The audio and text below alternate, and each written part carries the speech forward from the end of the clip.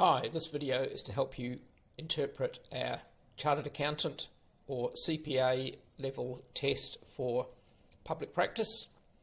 So this test is applicable to jobs where the candidate is applying for a role where either Chartered Accountant or CPA level qualification is required. I'm Giles Pearson, I'm the co-founder of Account Tests and the author of this test. Looking at the report, you can see at the top right hand side is the order number, and that's the order number you'll need for any time you want to look up a test in our testing portal. At the bottom of the first page you can see the time taken. This test has an allocated time of 40 minutes, so if that time taken says 40, that means your candidate was still working on the test when their time ran out. Otherwise you can see how long they spent in the test. The start and finish times tell you the date and time the candidate entered and exited the testing platform, which includes the time for them filling out their details in the biodata and doing some sample questions. If you go through to the next page, this gives you some background. It also gives you a link to our website about the proctoring. All of the tests are proctored. What that means is that as the candidate is doing the test, their camera is on and it's making sure that they're doing the test under fair exam conditions. This includes monitoring who's taking the test, their use of other devices, and if they're accessing other windows on the device that they're using. Each test report like this comes with a proctoring report, which for privacy reasons you can only access by logging in to the testing platform. So follow the link to the website to see a video there which helps you interpret the proctoring report and also make sure that you know how to find that proctoring report in the testing portal. If we go through to the next page, this is the most important. So at the top of the page you'll see the bell curve. This is where you can see how your candidate did compared to our norm group. When we developed this test, what we did was get a whole lot of appropriately qualified accountants to go through the question set to create a norm group, and then you're able to see how your candidate did compared to that norm group. How do they stack up against their peers when looking to see whether they've got the technical knowledge that you need? The top of the bell curve is the 50th percentile, so at that level half their peers have a better technical ability than the candidate and half have less.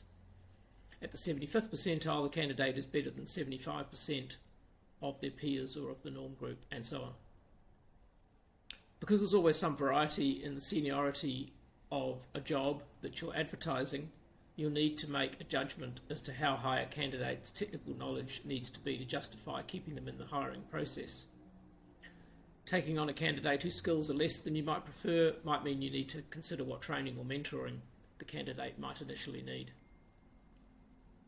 At the bottom of the page are the raw scores. This is how the candidate did when answering the 40 questions in the test.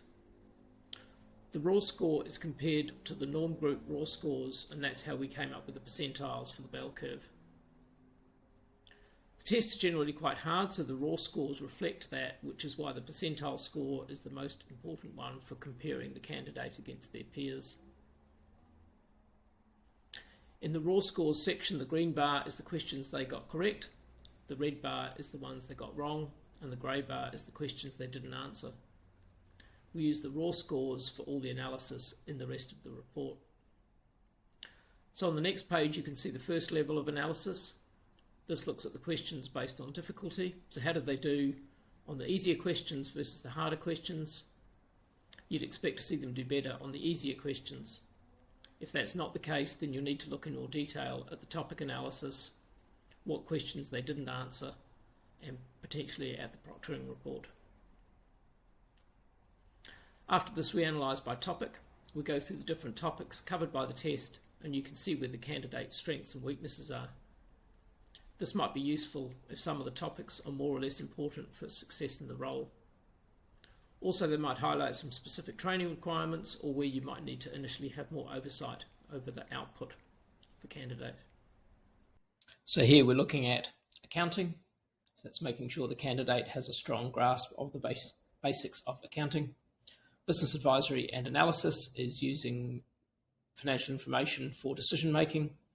Business growth and forecasting is looking at budgeting, cash flow forecasting, and financial reporting is making sure the candidate has an understanding of the financial reporting standards, including either US GAAP or IFRS. On the next page we go through question by question. So what was the question about? Which topic was it in? Did the candidate get it right or wrong? And if there is a grey circle, that means that they didn't answer the question. If you see a lot of omitted questions, that normally means the candidate's run out of time.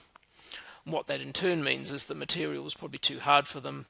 They were struggling. So typically you'll see a candidate that runs out of time. They also do relatively poorly on the test.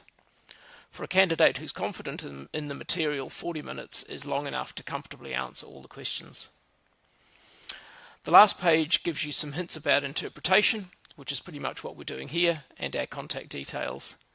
So if you ever have any questions on a test report you've got in front of you, or anything else you want to ask, don't hesitate to get in contact with us at help@accounttests.com. Thanks for watching this video.